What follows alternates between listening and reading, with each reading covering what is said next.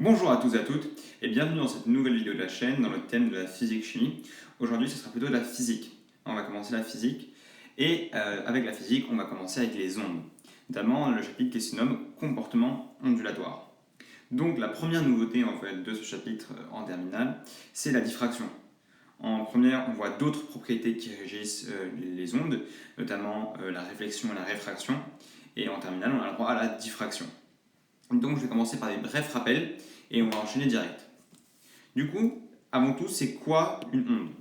Une onde, c'est la propagation d'une perturbation. Ça peut être une onde électromécanique, une électromagnétique, comme la lumière, la lumière par exemple, c'est une onde qui n'a pas besoin de support matériel pour se déplacer. Et après, il y a les ondes mécaniques qui ont besoin d'un support physique matériel pour se déplacer. Le son, les vagues, les vibrations d'une corde. Voilà, c'est les deux grandes familles d'ondes, mais les deux sont des ondes, les deux c'est simplement la propagation d'une perturbation. Et les deux types d'ondes, ils obéissent aux lois de la diffraction. Du coup, c'est quoi la diffraction? Voilà, c'est ça la diffraction. C'est ce phénomène qu'on observe sur cette photo-là.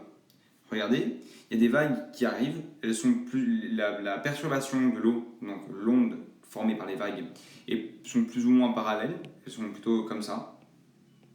Je ne sais pas si vous voyez les vagues arriver les unes à la suite des autres vers le brise-vague, le mur de pierre. Mais par contre, une fois que les vagues sont passées par la petite ouverture ici, elles changent de forme pour former plutôt des arcs de cercle, comme ça. Voilà. Et donc, c'est ça la diffraction. D'ailleurs, on remarque que normalement, dans cette zone-là, par exemple, il ne devrait pas trop y avoir de vagues.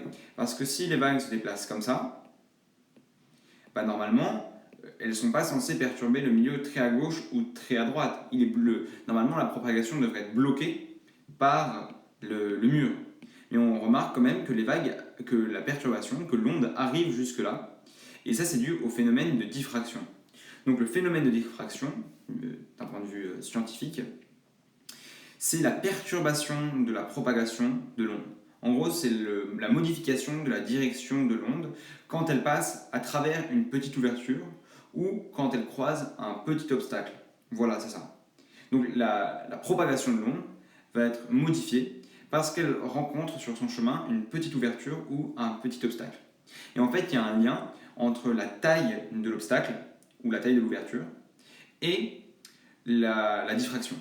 Prenons ce schéma-là. En fait, si l'ouverture est très petite par rapport à la longueur d'onde, donc c'est le cas numéro 1, c'est le premier cas que j'ai dessiné, si l'ouverture A ou alors l'obstacle est très petit par rapport à la longueur d'onde lambda, alors la diffraction est très importante. Plus l'ouverture est petite par rapport à la longueur d'onde, plus il y a de diffraction.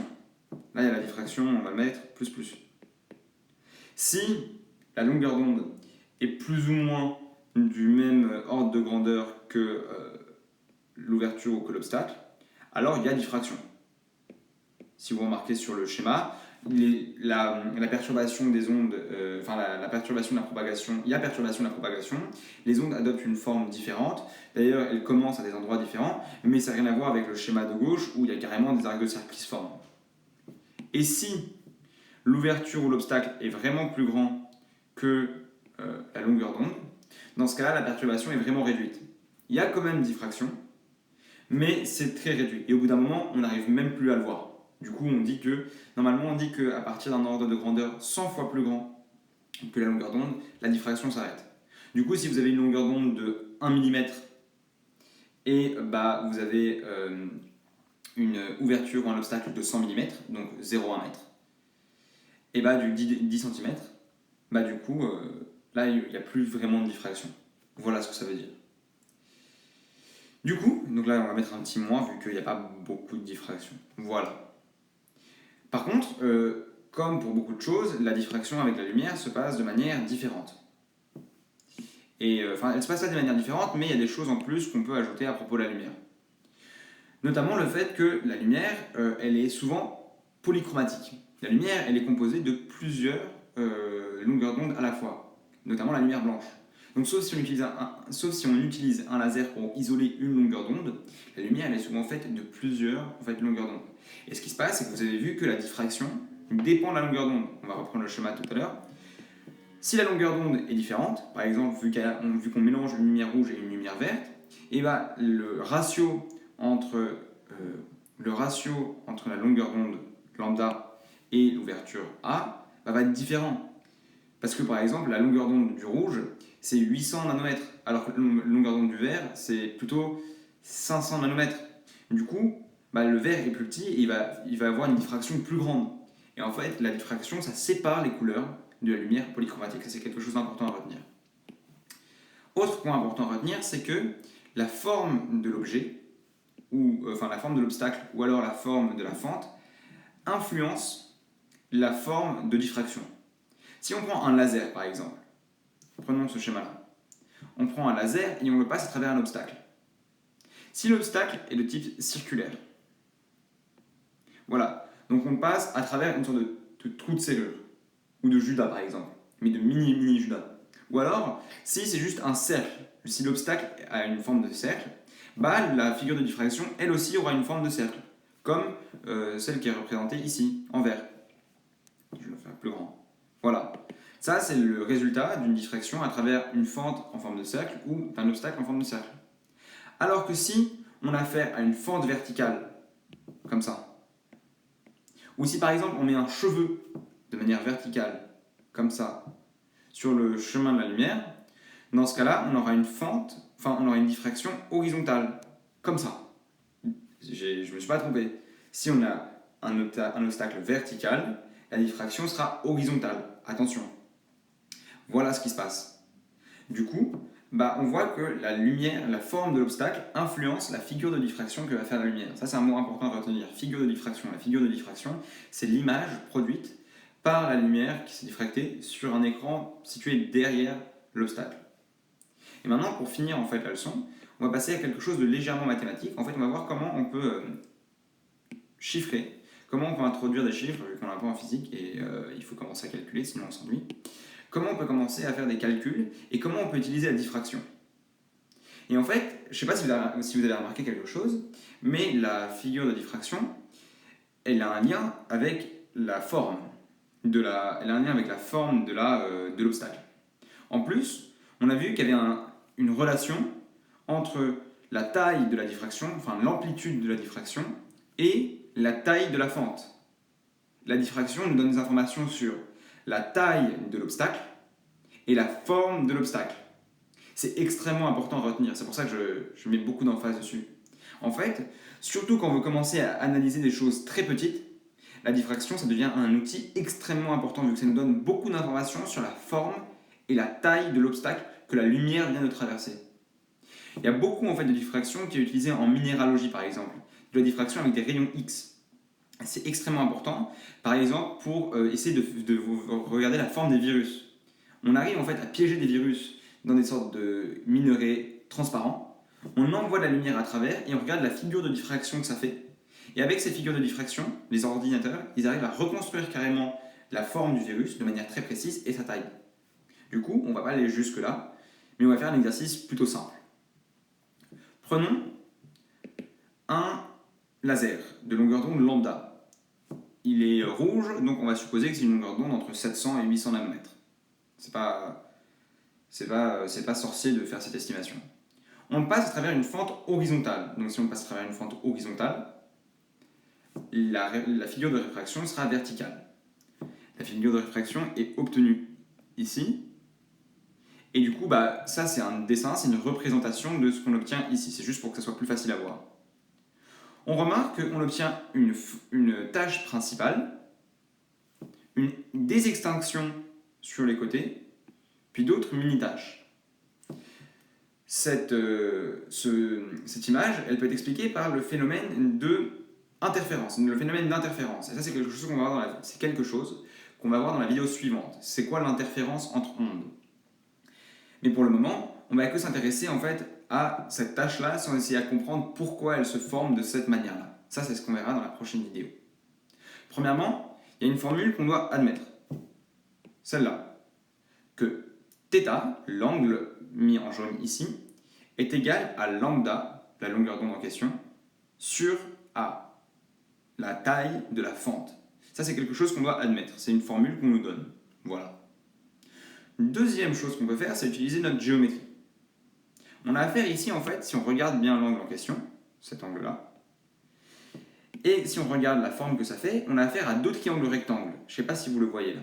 Celui qui va comme ça, comme ça, comme ça, avec l'angle droit ici. Ouais, vous le voyez? Il y a donc on connaît donc un angle de ce triangle rectangle, c'est θ. On utilise nos formules trigonométriques et on sait que le côté opposé à l'angle sur le côté adjacent à l'angle, c'est la tangente de cet angle-là. Je vais répéter, tangente de θ est égale au côté opposé, donc 1 demi de L, 1 demi de L, le tout sur D. C'est quoi 1 demi de L et c'est quoi D? L, c'est la tâche de diffraction, la tâche principale de diffraction. Et en fait, la figure de diffraction est symétrique par rapport à la fente. Ça, c'est quelque chose d'important à retenir. La figure de diffraction, elle est symétrique par rapport à la fente. Donc, si on trace une ligne droite qui passe par la fente et qui est perpendiculaire à l'écran, ça coupe la figure de diffraction pile à la moitié. Ce qui veut dire qu'on a coupé comme ça. Ce qui veut dire que cette partie-là est égale à cette partie-là. Ouais. Du coup, la moitié de L, la moitié vers le haut, cette partie-là, elle est bien liée par la formule trigonométrique qu'on a donnée. La moitié de la tâche divisée par la distance entre la fente et l'écran nous donne la tangente de l'angle en question. Ce qui est bien, c'est que l'angle, on peut par exemple le mesurer. La tâche, on peut la mesurer et on peut par exemple donner la distance. Et on sait qu'on a une deuxième formule ici qui implique la longueur d'onde est A. Et en fait, là, on va tricher. En fait, on ne va pas tricher. On va admettre qu'on est en physique et donc que donc des fois, les approximations peuvent être utiles. On n'est pas en mathématiques où tout doit être absolu. La physique, c'est une science appliquée. Du coup, on a le droit de faire cette estimation-là. Si θ, attention, ça, il faut, pour pouvoir faire l'estimation que je vais présenter, il faut quand même plusieurs conditions. Il faut écrire θ en radian, toujours.